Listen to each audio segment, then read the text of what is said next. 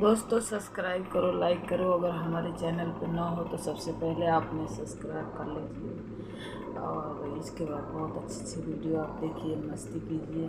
फिर हमारे को भी आप लोग सपोर्ट कीजिए, तभी हम वीडियो बनाएंगे और हमको वीडियो बनाने में मस्ती भी लगेगा।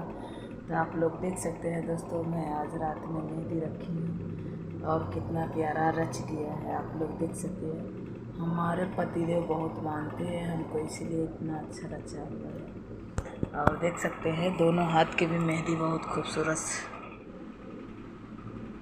जिसका पति मानता है उसी का मेहंदी रचता है दोस्तों। इतना तो पहले इस भेजा में घुसा लेना, जिसका दुल्हा मानता है उस औरत का मेहंदी ऐसी रचेगा।